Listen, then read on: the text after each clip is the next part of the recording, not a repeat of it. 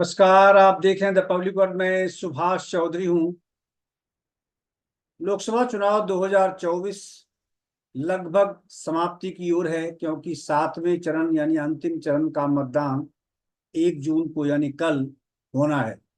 उसके लिए चुनाव प्रचार 30 मई एक दिन पहले ही थम गया और अब सभी राजनीतिक दलों के बड़े नेता दिल्ली की ओर लौट रहे हैं, जबकि प्रधानमंत्री नरेंद्र मोदी ध्यान लगाने के लिए आध्यात्मिक केंद्र में पहुंचे हुए। आज कांग्रेस पार्टी ने देश में चुनाव प्रचार थमने और शांति व्याप्त होने का फायदा उठाया, पत्रकार वार्ता की और अब तक की लगभग 27 दिनों की जो यात्रा रही चुनाव प्रचार की, चुनाव की सरगर्मियां जिस प्रकार की देखने को मिली, वाद विवाद, आरोप प्रत्यारोप के दौर चले, उसको लेकर एक लेखा जोखा प्रस्तुत किया। कांग्रेस पार्टी के मीडिया महासचिव जयराम रमेश ने आज पत्रकार वार्ता में कहा कि पिछले 27 दिनों में चुनाव आयोग को कांग्रेस पार्टी की ओर से 117 शिकायतें दी गई, जिनमें आचार संहिता का उल्लंघन और रिप्रेजेंटेटिव ऑफ पीपुल्स एक्ट 1951 का उल्लंघन, सुप्रीम कोर्ट के कई निर्णयों के उल्लंघन से संबंधित शिकायतें हैं। जाहिर है ये शिकायतें कांग्रेस पार्टी ने भारतीय जनता पार्टी के बड़े नेताओं के खिलाफ की थी, लेकिन उन्होंने कहा कि इनमें से अधिकतर शिकायतों के मामले में चुनाव आयोग ने कोई कार्रवाई नहीं की है। उन्होंने कहा कि 14 शिकायतें 117 में से प्रधानमंत्री नरेंद्र मोदी के खिलाफ की गई हैं। 8 शिकायतें उत्तर प्रदेश के मुख्यमंत्री योगी आदित्यनाथ के खिलाफ की गई, 3 शिकायतें गृह मंत्री अमित शाह के खिलाफ और अन्य शिकायतों में से किए गए प्रमुख लोग भारतीय जनता पार्टी के राष्ट्रीय अध्यक्ष जेपी नड्डा हैं, केंद्रीय मंत्री स्मृति ईरानी हैं और असम के मुख्यमंत्री हिमंत बिस्व शर्मा भी शामिल हैं। बहुत सारी शिकायतों में चुनाव आयोग ने कोई कार्रवाई नहीं की है, ऐसा उन्होंने कहा। उनका कहना था कि कांग्रेस पार्टी ने इस बार इस चुनाव को खास बनाया, क्योंकि चुनाव प्रचार के दौरान कांग्रेस पार्टी चुनाव का नैरेटिव सेट करने में कामयाब रही। उन्होंने कहा यही कारण था कि प्रधानमंत्री नरेंद्र मोदी बहकने लगे थे और अनाप शनाप मुद्दे विषयों को वो उठाने लगे थे। उन्होंने कहा कि अब तक चुनाव आयोग की ओर से बहुतायत शिकायतों के मामले में नोटिस तक जारी नहीं किया गया। 72 दिनों के चुनाव प्रचार के दौरान 272 सवाल भी कांग्रेस पार्टी ने पूछे। इससे संबंधित एक बुकलेट भी कांग्रेस पार्टी ने जारी किया है, जिसका नाम 72 दिन 272 सवाल और 0 जवाब भाग मोदी भाग दिया गया है। पत्रकार वार्ता में मौजूद कांग्रेस पार्टी की राष्ट्रीय प्रवक्ता सुप्रिया श्रीनाथे ने सोशल मीडिया पर इस 72 दिनों के दौरान क्या कुछ देखने को मिला, किस प्रकार की गतिविधियां दिखी, कितने लोग किस पार्टी से जुड़े या फिर किन के कंटेंट को कितना अधिक और कम देखा गया, एक तुलनात्मक अध्ययन भी सामने रखा। उन्होंने कहा कि इस दौरान 16 मार्च से 30 मई के बीच 600 मिलियन लोगों ने कांग्रेस पार्टी के कंटेंट को यूट्यूब पर देखा, जबकि केवल 150 मिलियन लोगों ने भारतीय जनता पार्टी के कंटेंट को देखा।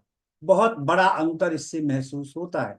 इसी तरह से उन्होंने इंस्टाग्राम पर भाजपा को कितने लोगों ने लाइक किया और कांग्रेस के कंटेंट को कितने लोगों ने लाइक किया, यूट्यूब पर कितने परसेंट किस उम्र के थे जिन्होंने कांग्रेस को सबसे अधिक पसंद किया, कांग्रेस के कंटेंट को सबसे अधिक देखा। ट्विटर यानी एक्स पर भी भारतीय जनता पार्टी और कांग्रेस पार्टी के बीच में बड़ा अंतर देखने को मिला। इसी तरह से उन्होंने कहा कि फेसबुक पर भी कांग्रेस पार्टी और भारतीय जनता पार्टी के बीच पसंद करने वाले या फिर उनके कंटेंट को देखने वाले लोगों के बीच में बड़ा अंतर रहा है। इन सारी चीजों का खुलासा करते हुए कांग्रेस पार्टी के प्रवक्ताओं ने आज यह दावा किया कि कांग्रेस पार्टी नीत गठबंधन यानी इंडिया गठबंधन सरकार बनाने जा रही है। आइए आपको सुनवाता हूं पत्रकार वार्ता में एग्जैक्ट क्या कहा, उनके शब्दों को सुनिए और समझिए। कल 1 जून को अंतिम चरण का मतदान है।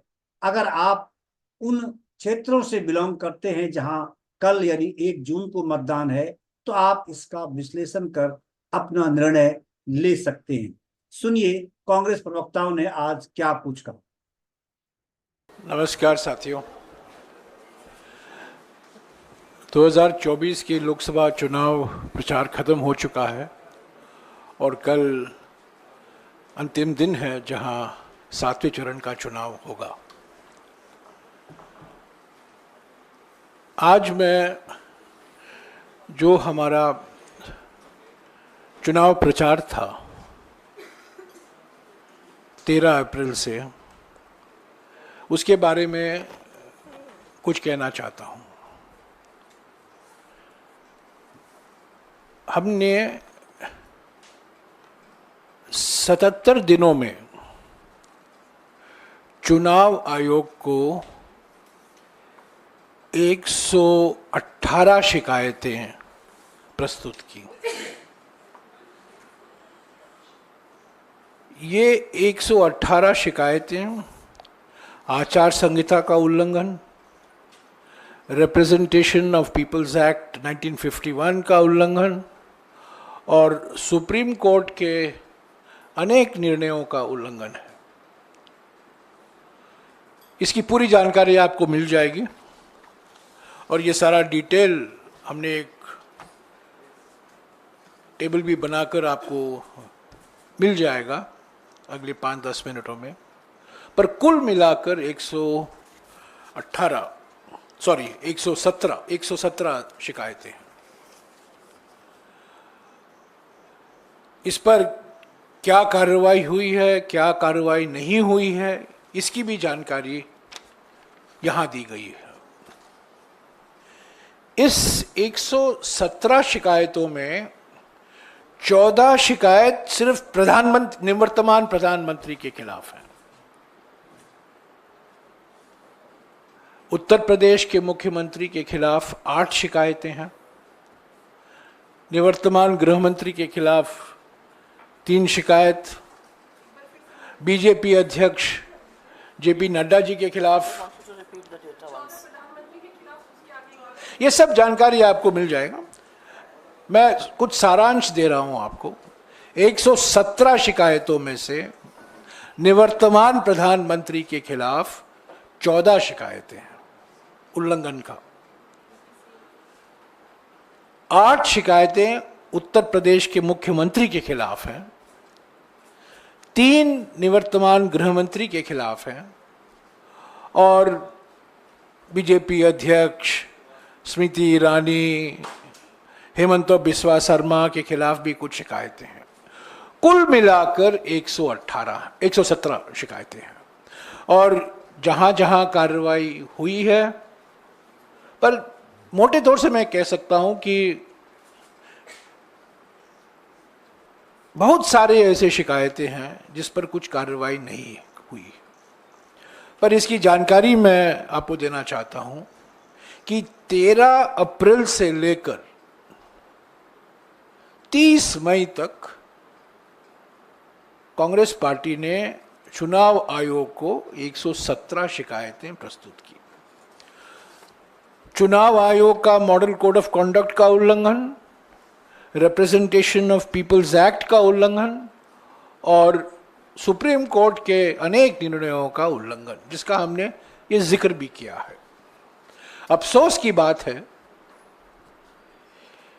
कि निवर्तमान प्रधानमंत्री के खिलाफ, निवर्तमान गृह मंत्री के खिलाफ, उत्तर प्रदेश के मुख्यमंत्री के खिलाफ कोई कार्रवाई, कोई नोटिस नहीं दी गई। और ये जानकारी आपको मैं दे दूंगा। दूसरी बात जो मैं कहना चाहता हूं,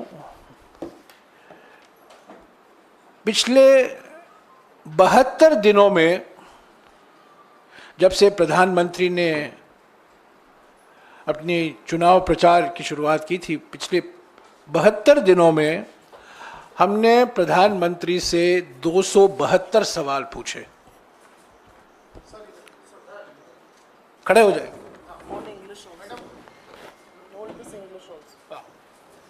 ये अंग्रेजी और ये हिंदी है।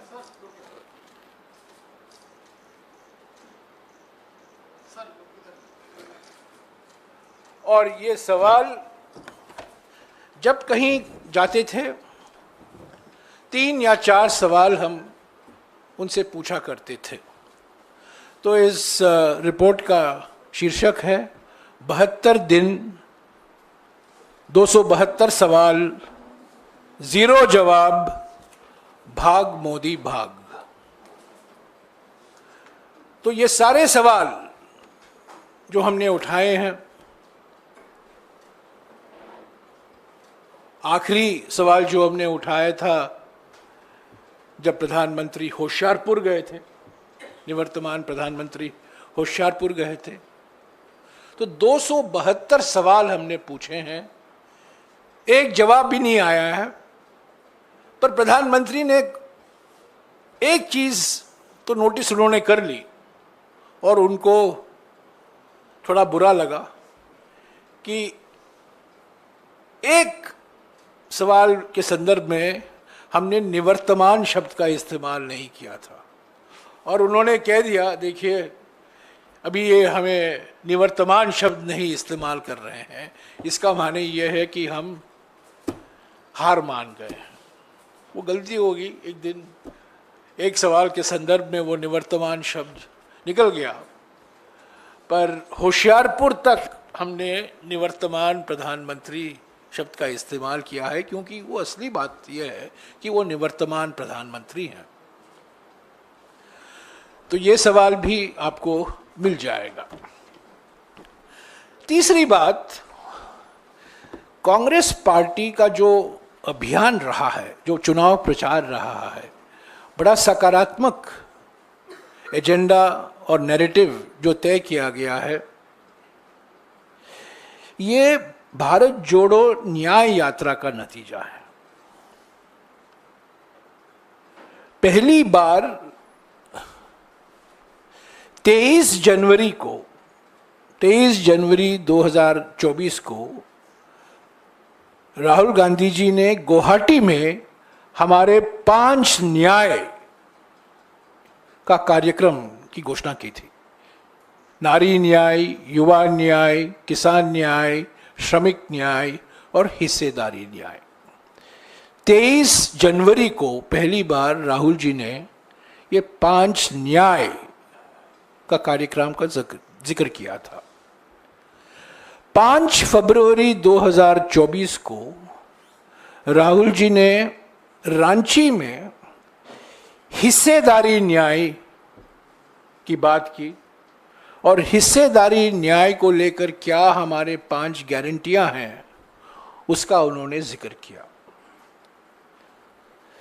13 फरवरी को अंबिकापुर में कांग्रेस अध्यक्ष मल्लिकार्जुन खड़गे जी और राहुल जी दोनों ने किसान न्याय को लेकर जो हमारे 5 गारंटियां हैं, एमएसपी को लेकर, कर्जा माफ गारंटी को लेकर जो 5 गारंटियां हैं उनकी घोषणा की।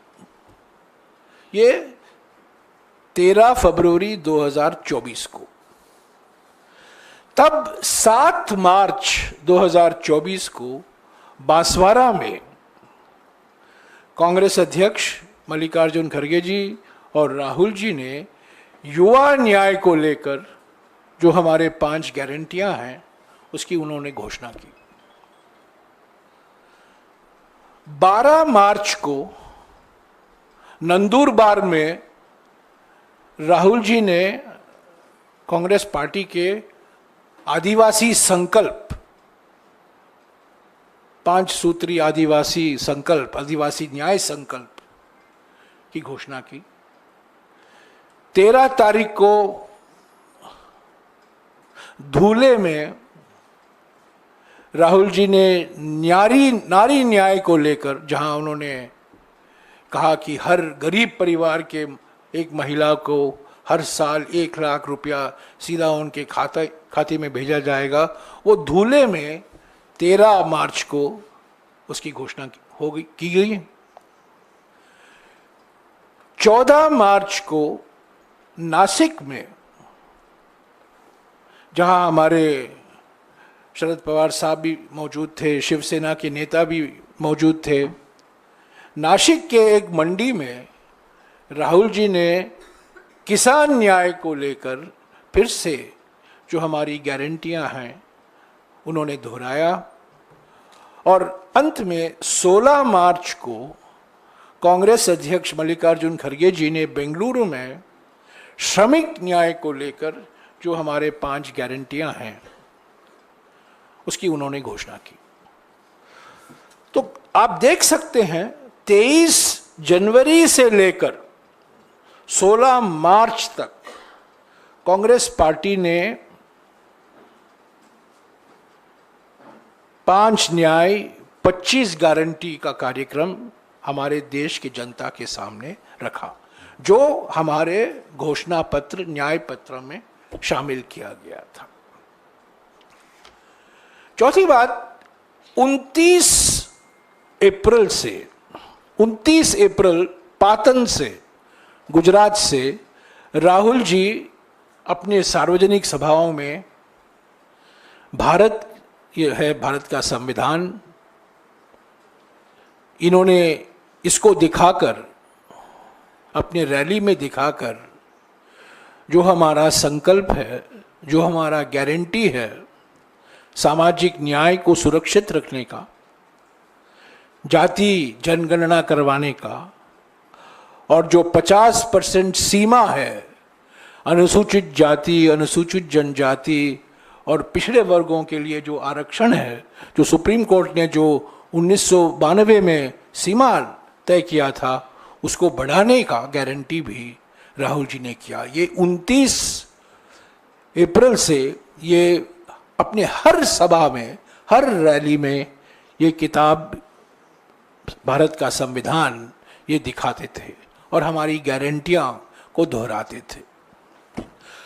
तो हम समझते हैं कि हमारे चुनाव प्रचार के कारण, हमारे 5 न्याय 25 गारंटी के कारण, और जो हमने प्राथमिकता संविधान को सुरक्षित रखने के लिए जो हमने, हमारे कांग्रेस अध्यक्ष ने, राहुल जी ने, प्रियंका जी ने बार बार इसको दोहराया, हम समझते हैं कि यही वजह है कि इंडिया गठबंधन को स्पष्ट और निर्णायक बहुमत जरूर मिलेगा 4 तारीख को।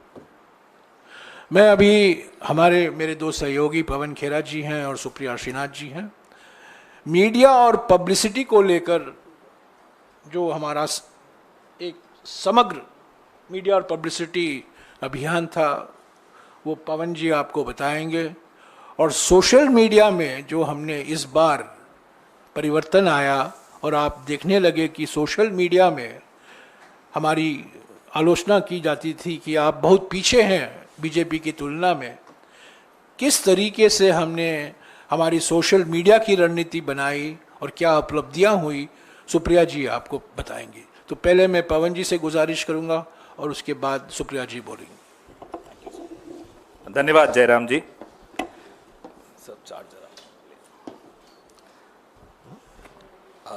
जब भी कोई चुनाव होता है, कोई भी पार्टी जब वोट मांगने जाती है तो अपने मुद्दे सामने रखती है, अपने प्रचार के जो स्तंभ होते हैं वो सबके सामने रखती है। ये हमारा एजेंडा है, ये हमारा नैरेटिव है, ये हमारी नीतियां रहेंगी।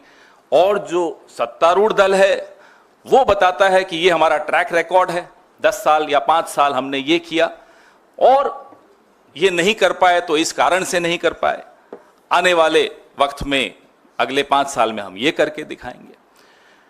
तो कांग्रेस पार्टी न से न्याय पे हमने अपना प्रचार अडिग रखा। जैसा कि जयराम जी ने अभी आपको बताया, हमने नारी न्याय, किसान न्याय, युवा न्याय, ऐसे 5 न्याय हमने आपके सामने रखे, देश के सामने रखे। और हमारे जो प्रधानमंत्री हैं, जिनको जयराम जी निवर्तमान कहते हैं, थोड़े दिनों में भूतपूर्व कहेंगे, प्रधानमंत्री जी ने और उनकी पार्टी ने म से अपना प्रचार रखा। मंदिर, मंगलसूत्र, मछली, मटन, मुसलमान, महात्मा, मेडिटेशन। मुजरा बीच में आया था, माफ करिएगा, मुजरा भी बीच में आ गया था। अब आप लोगों की चैनल्स पे मेडिटेशन बताया मैंने सर। अब वो ध्यान लगाने चले गए, जाना भी चाहिए।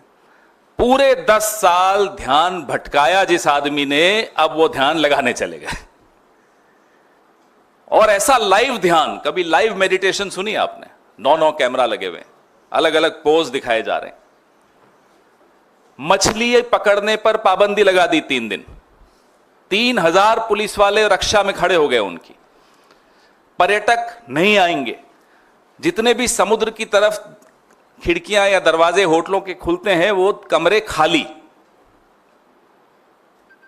7 स्टार ध्यान इसको कहा जाता है। हम जब नारी न्याय की बात कर रहे थे, हम जब गरीबों को न्याय दिलाने की बात कर रहे थे, तो नरेंद्र मोदी जी ने कहा कि मंगलसूत्र छीन लेंगे, ये भैंस छीन लेंगे, ये आपकी टोटी खोल के चले जाएंगे। अजीब सी वाहियात सी बातें सुनने को मिली इस कैंपेन में। 140 करोड़ लोगों का प्रधानमंत्री, 10 साल का प्रधानमंत्री, टोटी चोरी, भैंस चोरी, ऐसी ऐसी बातें इस प्रचार में आपने वहां से सुनी।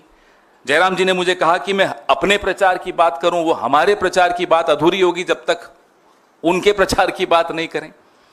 क्योंकि लोग तुलना कर रहे थे कि एक तरफ मल्लिकार्जुन खड़गे जी, राहुल गांधी जी, प्रियंका गांधी जी इस सरकार को जवाबदेह बना रही हैं, इनसे सवाल पूछ रहे हैं, इनसे पूछ रहे हैं कि साहब आपने ये क्यों नहीं किया, बेरोजगारी क्यों बढ़ी, महंगाई क्यों बढ़ी, महिलाओं के खिलाफ अत्याचार क्यों बढ़ा, जो कि एक विपक्ष का काम है।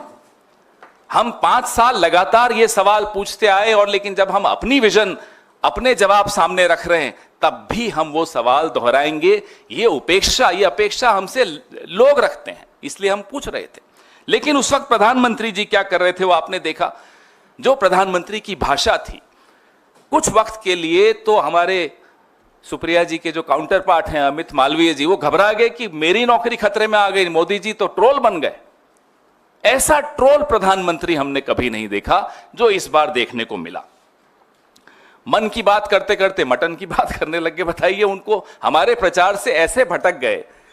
ये मैं अपनी खुद की पार्टी की तारीफ करूंगा कि हमारे प्रचार ने नरेंद्र मोदी के प्रचार को पटरी से उतार दिया। अपनी बात, वैसे कुछ कहने लायक उनके पास था भी नहीं, अगर होता तो कह देते। अपनी बात उनकी कुछ नहीं थी। कल परसों खड़गे साहब ने बताया आपको प्रेस वार्ता के जरिए कितनी बार उन्होंने मोदी का नाम लिया, और कितनी बार कांग्रेस का नाम लिया, कितनी बार राहुल जी का नाम लिया, बीच बीच में नेहरू जी का भी नाम लिया। लेकिन देश को यह नहीं बताया कि आपने किया क्या, आप करने क्या वाले हैं। 400 पार का जब नारा दिया इन लोगों ने, और 400 पार के नारे के बाद जो इनके मंसूबे थे, इनके कुछ नेताओं ने बताने शुरू किया। अनंत हेगड़े, ज्योति मिर्धा, दिया कुमारी, अरुण गोविल, लल्लू सिंह, इन तमाम नेताओं ने मंसूबे बताए कि संविधान बदल देंगे। उस दौरान हमारे नेता राहुल गांधी, हमारी नेता प्रियंका गांधी, हमारे राष्ट्रीय अध्यक्ष मल्लिकार्जुन खड़गे जी, हमारे जयराम रमेश जी जहां जहां प्रचार में जाते थे, संविधान को बचाने की मुहिम छेड़ दी।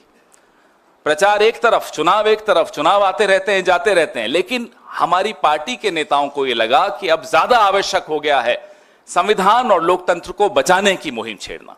और वो मुहिम हमारे नेताओं ने, हमारी पार्टी ने बहुत जिम्मेदारी से, बहुत बखूबी निभाई, बहुत अच्छी तरह वो मुहिम छेड़ी। हर देश के हर नागरिक के जुबान पे संविधान शब्द आ गया था। सबको यह चिंता होने लगी कि यह संविधान वाकई खतरे में है और संविधान बहाना है, आरक्षण पे निशाना है। ये बात लोगों के दिमाग में बैठ गई। ना केवल आरक्षण पे निशाना है, हमारे आपके जो हुकूक हैं, हक है, अधिकार है, उन पर भी निशाना है। ये जो आज कैमरा सामने दिख रहे हैं, ये सब बंद हो जाएगा। आप मानिए ये बात को। अगर ये व्यक्ति जो भूतपूर्व होने वाले हैं, अगर ये चुनाव जीत जाते किसी गलती से भी, तो आप लोगों का ये सब बंद हो जाता। हम लोग यहां नहीं होते, जेलों में होते, और आप अपनी ईएमआई के संघर्ष में चल रहे होते। ये होने वाला था। ये देश खतरे की एकदम मुहाने पे आ चुका था। उसको बचाने की एक जो जिम्मेदारी हमारे नेताओं ने ली, हमारी पार्टी ने ली, वो वाकई काबिले तारीफ है। और इतना परेशान हुए नरेंद्र मोदी जी, इतने भटक गए, वो अपने ही दोस्तों पर आरोप लगा दिया कि ये टेम्पो भर भर के पैसे भेजते हैं। जयराम जी और मैं रोज सुबह सुबह एआईसीसी के बाहर आके देखते थे, कोई टेम्पो आए, कोई टेम्पो आया ही नहीं। एक बार वो टेम्पो निकलते थे, एड्रेस कहीं और का दे दिया था उनको, वहां चले जाते थे। एक टेम्पो नहीं आया, आया होता तो आपको और ज्यादा हम विज्ञापन देते, बता रहा हूं आपको। और इतना वो भटके कि अभी तक तो भगवानों की आपस में लड़ाई कराते थे। जो हमारे बुजुर्ग नेता जो रहे नहीं, अब नेहरू जी की लड़ाई पटेल से करा दी थी, सुभाष चंद्र बोस जी की लड़ाई करा दी थी, अब रविवार की लड़ाई शुक्रवार से करा दी जाते जाते। क्या रविवार को छुट्टी क्यों है? ईसाइयों का यह प्रभाव है। अरे प्रधानमंत्री जी, 10 साल हो गए आपको, ये मुद्दे हैं आपके पास कि रविवार को छुट्टी होनी चाहिए या नहीं होनी चाहिए। वो जब बोल रहे थे उस दिन सोमवार था, उससे एक दिन पहले छुट्टी ली थी उन्होंने, प्रचार नहीं किया था। जयराम जी ने ट्वीट किया था कि आज प्रचार नहीं कर रहे। तो मैं आपको बताने की कोशिश कर रहा हूं कि कैसे उनका प्रचार भटक गया और कैसे डिरेल हो गया, जिसको इंग्लिश में कहते हैं। जाते जाते उन्होंने एक और बात ज्ञान की कर दी। ज्ञान के तो वो सागर है, एंटायर पॉलिटिकल साइंस है। बोले कि बापू को कोई जानता ही नहीं था, पिक्चर बनी तब से जानते थे। मोदी जी, आप पर 100 पिक्चरें बन जाए ना, आपको लोग भूल जाएंगे। ये आप लिख कर ले लीजिए, आपको पिक्चरें भी अब नहीं बचा पाएंगी। जो लेगेसी है, जो आप विरासत छोड़कर जा रहे हैं इस लोकतंत्र के लिए, उसको लोग भुलाने की कोशिश करेंगे, आने वाली पीढ़ियां भूलने की कोशिश करेंगी। यह स्थिति है। जर्मनी में एक शासक था, उसको लोग भुलाते हैं। आप जर्मनी में जाइए, उसका नाम ले लीजिए, वो बड़ी, उनका चेहरे का हाव भाव बदल जाते हैं, उनको शर्म आ जाती है। यही हालत इस देश में नरेंद्र मोदी जी की होने वाली है, विश्व में नरेंद्र मोदी जी की होने वाली। आने वाले 4 जून को हम फिर आपसे मिलेंगे और पूरे इन ऑल ह्यूमिलिटी हम आपको कह रहे हैं, विनम्रता के साथ कह रहे हैं, आप लोगों ने बहुत गर्मी में झेला, बहुत मेहनत की, बहुत पसीना बहाया। आपकी भी मेहनत कामयाब होगी, लोकतंत्र जीतेगा, इंडिया गठबंधन की सरकार बनेगी। बहुत बहुत धन्यवाद। शुक्रिया।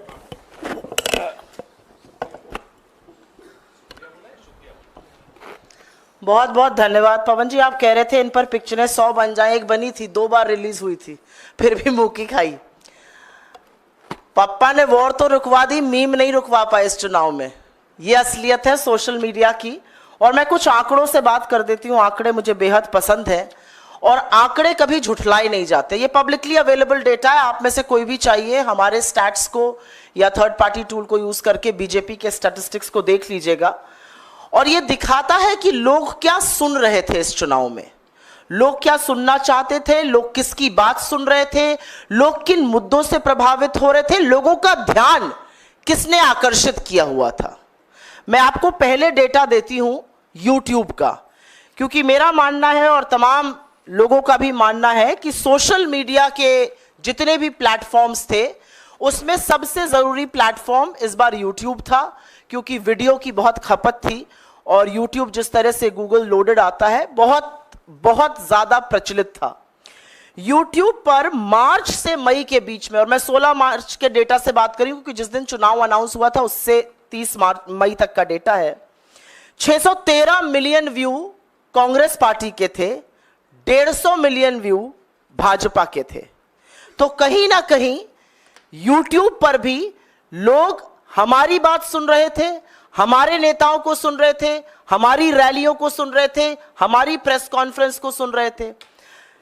इसमें एक बड़ा इंटरेस्टिंग डेटा यह है, और YouTube का डेटा देने के पहले मैं एक और डेटा दे देती हूं, इंस्टाग्राम का डेटा। इंस्टाग्राम को बड़ा यूथ फ्रेंडली माना जाता है, ज्यादातर यूजर्स जो होते हैं वो यंग होते हैं। इंस्टाग्राम पे हमारी एवरेज लाइक 1,21,000, बीजेपी की एवरेज लाइक 26,945। ये दिखाता है आपको कि डेली फॉलोअर जब हमारे 33,000 बढ़ रहे थे तो बीजेपी के 5,300 बढ़ रहे थे।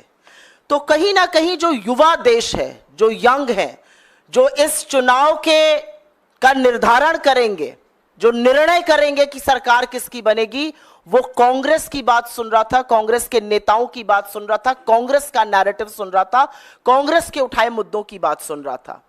और यही नहीं, YouTube पर भी जो 53% हमारे यूजर्स हैं वो 34 वर्ष से आयु में कम है।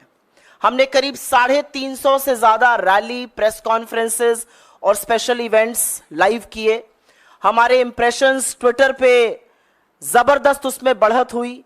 एवरेज लाइक हमारे ट्विटर पे बीजेपी से कई गुना ज्यादा है। यही स्टोरी फेसबुक की है, यही स्टोरी यूट्यूब की है, यही स्टोरी इंस्टाग्राम की है।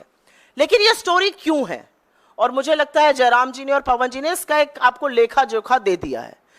सोशल मीडिया कोई दूसरे प्लैनेट पर चलने वाला जीव जंतु नहीं है। सोशल मीडिया पॉलिटिक्स में, आज की पॉलिटिक्स में रियल पॉलिटिक्स जो ग्राउंड पर हो रही है, जो कार्यकर्ता कर रहा है और जो सोशल मीडिया का वॉरियर कर रहा है, वो एक तरह से पैरेलल, एक दूसरे के पूरक होकर चल रहे हैं। और इसीलिए क्योंकि हम मुद्दों पर अड़े रहे, क्योंकि कांग्रेस के प्लेटफॉर्म्स पर लोगों को अपने मतलब की बात, अपना रोजगार, अपनी महंगाई कम, अपनी गरीबी, अपनी गिनती की बात सुनाई दे रही थी, इसलिए लोग हमसे ज्यादा एंगेज हुए। हमने ज्यादा एंगेजिंग कंटेंट बनाया, हमारा कंटेंट ज्यादा फ्रेश था, हमारा कंटेंट यूनिक था। हमने गुब्बारे दिखाए जिसको आप एक उंगली से फोड़ सकते थे। हमने महिलाएं दिखाई जिन्होंने कहा कि दिन भर व्हाट्सएप पढ़ पढ़ के जिस सरकार को बनाया है उसको हटाना है।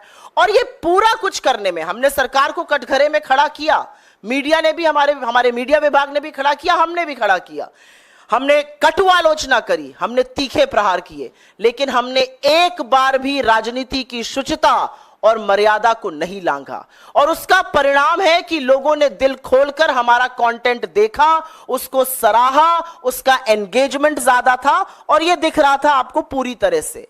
एक बड़ी विचित्र बात थी, अगर आप कांग्रेस के किसी भी सोशल मीडिया प्लेटफॉर्म पर जाते, कांग्रेस के किसी नेता के प्लेटफॉर्म पर जाते, पवन जी पर जाते, मुझ पर जाते, जयराम जी पर जाते, राहुल जी के पे भी जाते, तो वहां पर आपको आम जनता की आवाज जरूर दिख रही थी।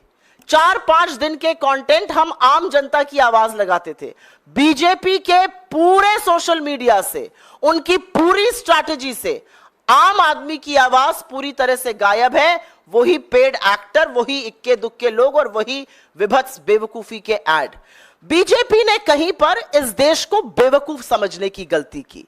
इसलिए गलती अगर ये ना करते तो वो 2014 का जो कैंपेन था वो 2024 में रिपीट नहीं करते। कोई फ्रेशनेस नहीं, आपने एक एक्टर हायर कर लिया, उसको किसी राजनेता जैसा लगा दिया, उससे बेवकूफी के बयान आप कहलवाते जा रहे हैं। ये बहुत बोर हो चुकी है जनता। एंगेजमेंट दिखाता है कि जनता क्या सराह रही है और क्या नहीं। ऐसे भी दिन हमने देखे जब गृह मंत्री को 4 लोग सुन रहे थे, मोदी जी को 400 लोग बीजेपी के प्लेटफॉर्म पर सुन रहे थे और 4-4 लाख से 40 लाख लोग हमारे नेताओं को यूट्यूब प्लेटफॉर्म्स पे सुन रहे थे। हमने रियल टाइम फैक्ट चेक किया, बखिया उधेड़ी, कलई खोली बीजेपी के और मोदी जी के हर झूठ की। लेकिन हां, मैं यहां पर पूरी तरह से धन्यवाद, साधुवाद देना चाहती हूं अपनी लीडरशिप का। हमारे अध्यक्ष राहुल जी, प्रियंका जी, सब लोग, जयराम जी, हम लोग मुद्दों पर डटे रहे। हम बिल्कुल भी डिस्ट्रैक्ट नहीं हुए। हमारा मुद्दा महंगाई था, बेरोजगारी था, आर्थिक असमानता था, महिला सुरक्षा था, बदहाल किसान था, मजदूर जो मजबूर है वो था, और हमारा इशू था हाशिए पर जो लोग हैं वो मुख्य धारा में आए। क्योंकि हमने वो बात करी, लोगों ने हमारी बात सुनी। असलियत यह है कि मोदी जी मंगल सूत्र और मुजरे की बात कर रहे थे, राहुल गांधी अग्निवीर और किसान की बात कर रहे थे। मोदी जी अपने परमात्मा होने का प्रूफ दे रहे थे दुनिया को। राहुल जी पूछ रहे थे कि पोर्श से अगर एक लड़के से एक्सीडेंट हो जाता है उसको 300 शब्दों का निबंध लग के छोड़ दिया जाता है। कोई ड्राइवर से होता है तो उसको 10 साल के लिए जेल में क्यों डाल दिया जाता है। तो लोगों को समझ में आ रहा था कि कौन मुद्दे की बात कर रहा है, कौन लेखा जोखा दे रहा है, किसके पास भविष्य का एक खाका, भविष्य की एक रणनीति है। और उसी के चलते ये कैंपेन सक्सेसफुल थी। तमाम जगहों से सराहना आई, लेकिन सबसे ज्यादा सराहना जब आप फील्ड पर जाते हैं, जब लोग आपसे मिलते हैं और लोग आपका कंटेंट आपको कोट करते हैं, वो सबसे बड़ी सराहना होती है। मेरा अपना मानना है कि पूरी टीम ने मिलकर काम किया, social media department, media department, हमारा वॉर रूम, राहुल जी की जो कम्युनिकेशन टीम है, हम सब ने मिलकर काम किया और एक अच्छा नैरेटिव तय किया। और असलियत यह है कि 2024 के चुनाव का नैरेटिव कांग्रेस पार्टी ने, कांग्रेस की लीडरशिप ने तय किया और मजबूर किया मोदी जी को। और उसी से घबराकर, उसी से बौखलाकर वो उल जलूल बात करने लगे। लेकिन ये देश जो बेरोजगारी से, महंगाई से, आर्थिक असमानता से जूझ रहा है, ये बिल्कुल मूड में नहीं था आपकी बात सुनने के लिए। इसके पास आपके जुमलों के लिए वक्त नहीं है। इस देश ने बड़े तरीके से वोट डालकर अपना मत दे दिया है। मैं आज ही उत्तर प्रदेश से लौटी हूं और पुनः वापस जा रही हूं अपना वोट डालने, और दावे के साथ कह सकती हूं, चौंकाने वाले प्रमाण आपको, जिसको तथाकथित बीजेपी का गढ़ कहा जाता है, वहां से आने वाले हैं। और इसलिए आ रहे हैं क्योंकि लोगों को एक उम्मीद, लोगों को एक भरोसा, लोगों को एक आशा हो चुकी है हमारा प्रचार प्रसार, हमारा कैंपेन, हमारी लीडरशिप की बात सुनकर, कि एक नेता सामने ऐसा है जो आंख में आंख डालकर आपसे सच बात कर रहा है, जिसको स्क्रिप्टेड इंटरव्यूज की, जिसको धनबल की, जिसको एजेंसी की, जिसको 80-80 इंटरव्यू की जरूरत नहीं है। वो सीधे आपसे बात कर रहा है। उसने एक भी इंटरव्यू नहीं किया, 80 इंटरव्यू साहब ने किए, एक भी नैरेटिव नहीं बना पाए। नैरेटिव बनाना तो दूर, अपनी मिट्टी पलीद खूब की, अपने आप को अजीबोगरीब बातें कहकर, गरीब हो जाए सब क्या कहकर, परमात्मा का स्वरूप बनाकर, मुजरे की बात करके, लोगों के सवालों को कचड़ा कहकर। मेरा अपना मानना है कि जनता ने मन बना लिया है और एक पूरी टीम की तरह हम जो हासिल कर पाए प्रचार प्रसार के माध्यम से बहुत अच्छा था। और मुझे पूरी आशा और विश्वास है कि 4 जून को यह परिणाम में तब्दील होता हुआ जरूर दिखेगा। शुक्रिया। आपको ये जो इलेक्शन कमीशन की शिकायतें हैं आपको मिल गया होगा अब तक, और ये जो रिपोर्ट है भाग मोदी भाग, जो 272 सवाल है जिसका कोई भी जवाब नहीं है, वो भी आपको मिल गया होगा। कुछ सवाल? हाँ जी। मेरा सवाल ये है कि जैसे आपने जो डेटा दिया कि जो आपने चुनाव आयोग से शिकायत क्या कुछ ऐसे इसका भी डेटा है कि कितने बार चुनाव आयोग ने आप लोगों को नोटिस जारी किया या उनको नोटिस जारी किया, उस पर एक्शन हुआ हो? नहीं, हमको भी नोटिस आए। आप जानते हैं कि हमने एक शिकायत की थी प्रधानमंत्री के खिलाफ, उस संदर्भ में उन्होंने प्रधानमंत्री को तो नोटिस नहीं भेजा, राहुल जी को भी नहीं भेजा, पर राहुल जी निशाना तो थे, पर खरगे जी को नोटिस आया और वहाँ नड्डा जी को नोटिस गया। पर जो हमारी शिकायत थी, जो 14 हमने प्रधानमंत्री, व्यक्तिगत रूप से हमने प्रधानमंत्री की भाषा के खिलाफ और उनके चुनाव प्रचार के खिलाफ जो हमने शिकायत की थी, उस पर कोई उन्होंने कार्रवाई नहीं की। अफसोस के साथ कहना पड़ता है, हम बार बार हर हफ्ते हम चुनाव आयोग से मिला करते थे और हम उनसे गुजारिश करते थे कि इस पर कार्रवाई हो, पर अफसोस की बात है कि 117 टोटल, कुल मिलाकर 117 शिकायतें हैं, उनमें से 14 सीधे प्रधानमंत्री से जुड़े हुए। जयराम जी, आप लोगों ने शिकायत की थी कि प्रधानमंत्री एक और बात मैं कहना चाहता हूँ, ये जो 117 शिकायतें हैं, ये AICC की तरफ से शिकायतें हैं। हमारे जो PCC हैं, Tripura PCC, Assam PCC, UPCC, Rajasthan PCC, वो अपना शिकायत अपने चुनाव आयोग में करते थे। ये सेंट्रल इलेक्शन कमीशन यानी स्टेट चुनाव आयोग नहीं, यहाँ के चुनाव आयोग AICC की तरफ से हमने 117 शिकायतें की हैं। ये 77 दिन का आंकड़ा है। पहला शिकायत हमने 13 तारीख मार्च को किया था और आखिरी शिकायत हमने 30 तारीख को, ये आप जानते हैं, ये गहरे चिंतन को लेकर हमने किया है। सर जयराम जी, जो आपने आखिरी शिकायत की थी 30 तारीख को, उसमें आपने अपील की थी, चुनाव आयोग से मांग की थी कि प्रधानमंत्री के मौन व्रत के लाइव टेलीकास्ट पर रोक लगाई जाए, और ये चुनाव आयोग का मतलब चुनाव आचार संहिता का उल्लंघन है। लेकिन चुनाव आयोग ने माना कि ये चुनाव आचार संहिता का उल्लंघन नहीं है। इसको कैसे देखते हैं आप? चुनाव आयोग ने सीधे खारिज किया। मैं आपको पढ़कर सुनाता हूँ कि हमने शिकायत की थी प्रधानमंत्री के खिलाफ। ये complaint against the meditation trip of Mr. Modi taking place from 30th May 2024 to July 1st 2024 as a way of indirectly violating the silence period to continue his campaign। तो इसको लेकर हमने शिकायत की थी, पर अभी तक इस पर कोई कार्रवाई नहीं हुई है। नहीं, हमको कुछ जानकारी मिली नहीं है। चुनाव आयोग ने स्वीकारा हमारी शिकायत को, पर कोई कार्रवाई नहीं हुई। हर एक शिकायत के खिलाफ जो कार्रवाई की गई है उसकी जानकारी मैंने आपको दी है।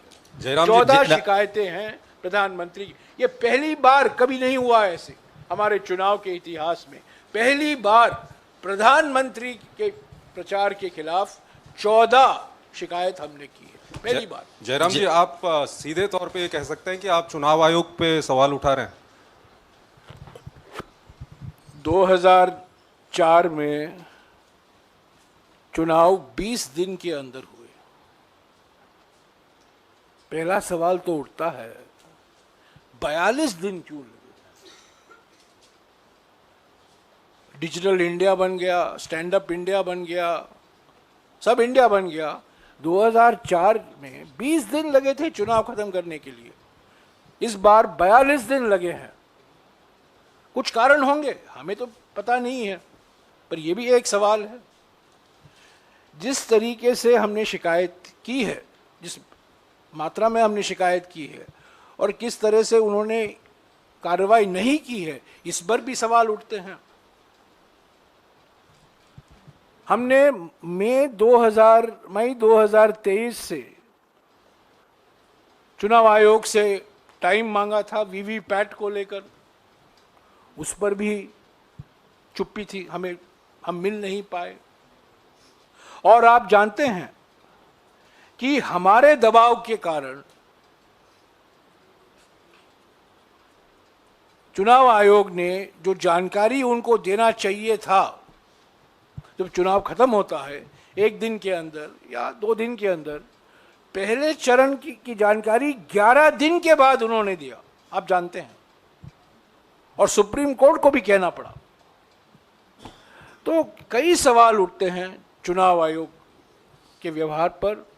चुनाव आयोग एक संवैधानिक संस्था है, हम चुनाव आयोग का बहुत सम्मान करते हैं, पर अफसोस की बात है कि इस बार निष्पक्षता हमें दिखाई नहीं दिया। सुप्रिया जी, एक सवाल इधर से है। सुप्रिया जी, आज कुछ जगहों पे ये खबर छपी है कि आपके शायद संज्ञान में आया होगा कि गार्जियन अखबार ने ये खबर लिखी है कि सोशल मीडिया प्लेटफॉर्म पे अपोजिशन के रीच को रेस्ट्रिक्ट करने के लिए इस पूरी चुनावी प्रक्रिया के शुरू होने से पहले सरकार ने या तो कोई डील किया या उनको दबाव में लाया। बावजूद इसके जो परफॉर्मेंस आप लोगों का रहा और ये जो खबर आई है, इसको लेकर आप क्या कहें? मैं सबसे पहले तो ये कहूंगी कि मुझे गार्जियन अखबार की खबर का जो संज्ञान है वो मिला सवेरे। मैं ना इसका खंडन कर सकती हूँ ना इसकी पुष्टि कर सकती हूँ, क्योंकि मेरे पास ऐसे कोई सबूत नहीं है। लेकिन असलियत यह है कि जो सप्रेशन होता है विपक्षी नेताओं के सोशल मीडिया अकाउंट्स के साथ, विपक्ष के सोशल मीडिया अकाउंट्स के साथ, वो पूरी तरह से साफ दिखता है। लेकिन उसके बावजूद भी अगर हम 5-5, 6-6 गुना हमारे इंप्रेशंस, हमारी रीच, हमारे व्यूज बीजेपी से कहीं बेहतर है, जबकि हमारे फॉलोअर्स उनसे कम है, क्योंकि हमारे रियल फॉलोअर्स हैं, हमारे बॉट्स नहीं है, तो ये अपने आप में एक कहानी बयां करता है। इसमें कोई दुरेज नहीं है मुझे कहने का कि विपक्ष के तमाम जो अच्छे अकाउंट्स थे, जो अकाउंट्स हमारे समर्थक समर्थकों के थे, जो हमारी पार्टी का हिस्सा भी नहीं है, जो वॉलंटियर्स होते हैं, उनको सस्पेंड करने का, उनको अकाउंट रिस्ट्रिक्ट करने का, उनको इंडिया में बैन करने का लगातार इस सरकार ने काम किया। और सिर्फ इसलिए किया क्योंकि कोई किसानों की बात कर रहा था, कोई लोकतंत्र की बात कर रहा था, कोई कॉन्स्टिट्यूशन की बात कर रहा था। मेरे पास खुद मेल आया ट्विटर से और उसमें था कि मैंने कुछ कॉन्स्टिट्यूशन पे बोला था, उन्होंने कहा आप इस पे नहीं बोल सकते, आपको ये रिस्ट्रिक्ट है। मैंने नहीं हटाया, वो आपको रिस्ट्रिक्ट करनी है रीच, मेरी रीच रिस्ट्रिक्ट करिए। पर मेरा अपना मानना है कि जिस तरह से सरकार दखल अंदाजी करती है, जिस तरह से सरकार सोशल मीडिया प्लेटफॉर्म्स को मैनिपुलेट करने का, जिस तरह से ministry of IT and information लिखती है चिट्ठियां इन प्लेटफॉर्म्स को, वो किसी से छुपा हुआ नहीं है। और वो कई बार उन्होंने खुलकर सामने आकर भी कहा है कि ऐसा ऐसा लिख कर आया है, हम इससे सहमत नहीं है, लेकिन क्योंकि सरकार की ओर से लिख के आया है हमें इस अकाउंट को बैन करना पड़ रहा है। लेकिन उसके बावजूद भी अगर हम इतना अच्छा परफॉर्म कर रहे हैं तो कुछ तो हमने अच्छा किया होगा।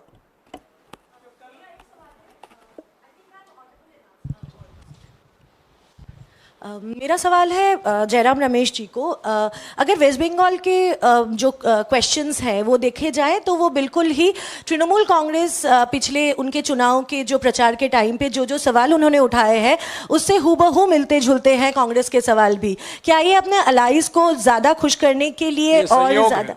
ये संयोग है, इसमें कोई राजनीति नहीं है। पश्चिम बंगाल में जो चुनाव लड़ाया गया है लोकसभा के लिए लड़ा गया, ये विधानसभा के चुनाव नहीं है। और हम बीजेपी के खिलाफ लड़ रहे हैं, ये विधानसभा चुनाव नहीं है। और टीएमसी के नेता ने खुद कहा है कि मैं इंडिया जनबंधन को समर्थन देती हूँ। टीएमसी इंडिया जनबंधन का हिस्सा है। जो सवाल हमने किया है, जब भी प्रधानमंत्री पश्चिम बंगाल जाते हैं और गए हैं, वो पश्चिम बंगाल की जनता वो सवाल कर रही है। इसको आप कोई राजनीतिक चश्मे के से मत देखिएगा, ये जनता के सवाल है। और जो भेदभाव हुआ है पश्चिम बंगाल सरकार के खिलाफ, वो भेदभाव पश्चिम बंगाल की जनता के साथ हुआ है, इसीलिए हमने ये मुद्दे उठाए हैं। मैं जानता हूँ आपके प्रश्न के पीछे क्या मायने हैं पर इसीलिए मैं आपको कह रहा हूँ, ये किसी एक पार्टी के पक्ष के लिए नहीं है। पर यह बात सही है कि यह सवाल टीएमसी भी उठा रही है और ये सवाल कुछ बीजेपी के नेता ने भी उठाया है पश्चिम बंगाल में, क्यों हमारे खिलाफ भेदभाव किया जा रहा है।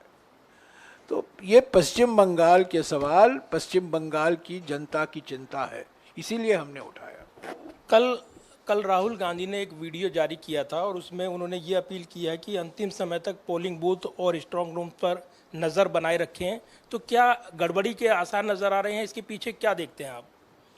मुझे लगता है कैंपेन खत्म करने के बाद राहुल जी ने पूरे देश में हर प्रांत में, कितने शहरों में, कितनी कंस्टिट्यूएंसीज में जाकर कैंपेन किया है। और हम लोगों में से हम सब लोग किन्हीं रैलीज में वहां पर रहे और जिस तरह से जन सैलाब और एक सुनामी हमने देखी है, मुझे लगता है उनका वीडियो जो था उसका जो पहला अंश था वो लोगों को, कांग्रेस के कार्यकर्ताओं को, इंडिया गठबंधन के कार्यकर्ताओं का साधुवाद करते हुए था।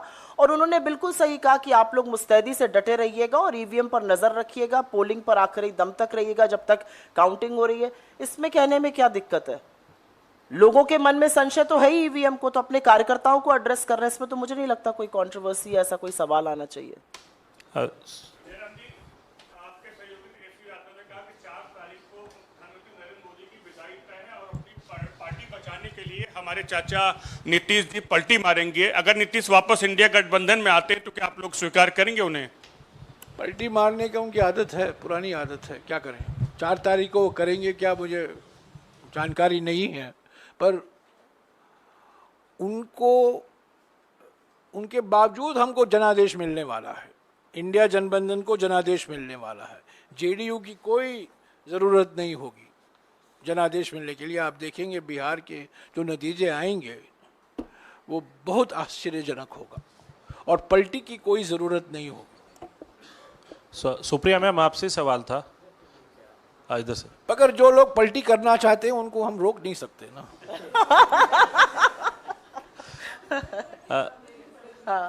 सुप्रिया मैम, आपने पूरा डेटा एनालाइज कर लिया, किस ये डेटा हम आपके साथ साझा भी कर नहीं, वही मैं कह रहा हूँ, आपने एनालाइज ये भी कर लिया कि किस एज ग्रुप ने देखा, कितना देखा, रीच भी कर ली। तो आप आप लोगों ने ये भी क्या एनालाइज कर लिया कि कितने वोट आपको पड़ रहे हैं और कितनी सीटें आप लेके आ रहे हैं? स्पष्ट बहुमत की सरकार बन रही है, ये जयराम जी ने कहा।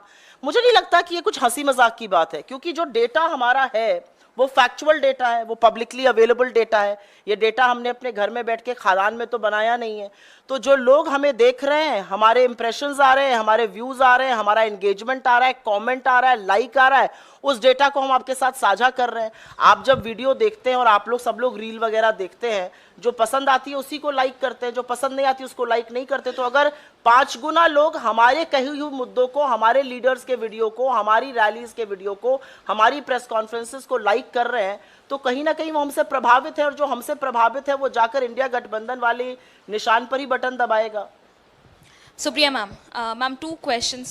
First is that Prajwal Revanna is now being taken into the custody, but a lot of leaders focus are on the election campaign. But sir, it is related to, because many of the leaders have questioned about the timing discuss also, the that Revanna why case such date is separately. being used. Let's focus. This press conference is on the election campaign.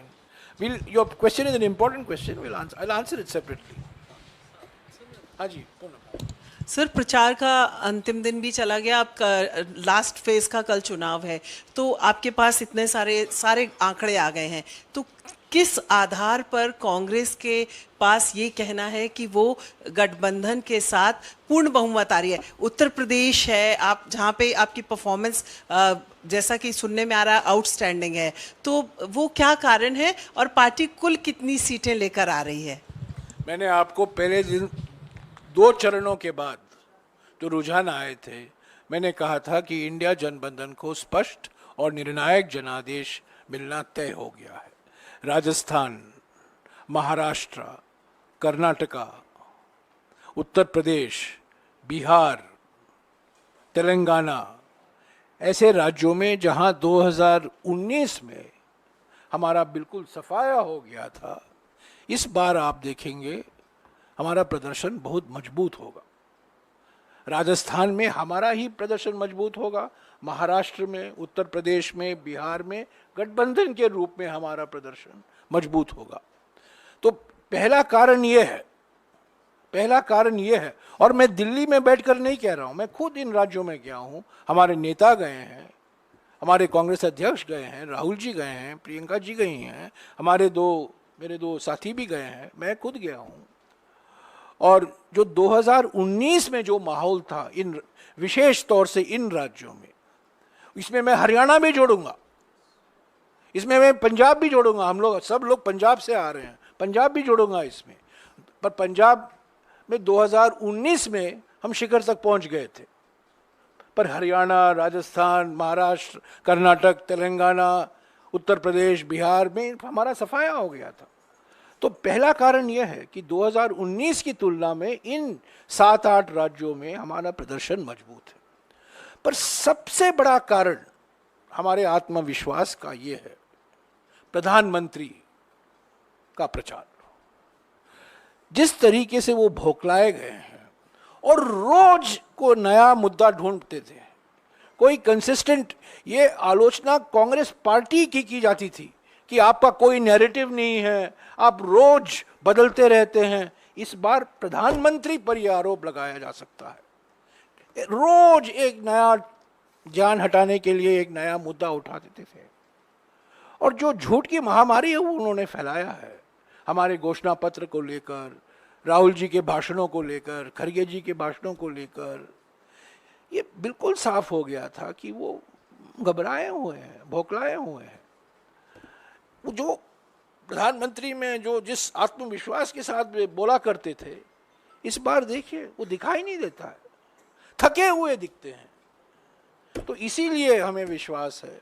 और तीसरी बात, 2019 में एक बालाकोट था, वो एक मुद्दा था, भावनात्मक मुद्दा था। इस बार कोई लहर नहीं था, चुपचाप तरीके से किसान, युवा, और मैं समझता हूं संविधान को लेकर जो मुद्दा बना, आरक्षण को लेकर जो मुद्दा बना, ये हमारे लिए बहुत फायदेमंद हुआ। तो इसीलिए मैं कह रहा हूं आत्मविश्वास के साथ कोई एक आंकड़ा नहीं दूंगा, पर मैं ये कहूंगा कि जनादेश स्पष्ट और निर्णायक होगा और एनडीए के जो कई घटक दल हैं कतार में खड़े होंगे इंडिया में शामिल होने के लिए। और थैंक यू।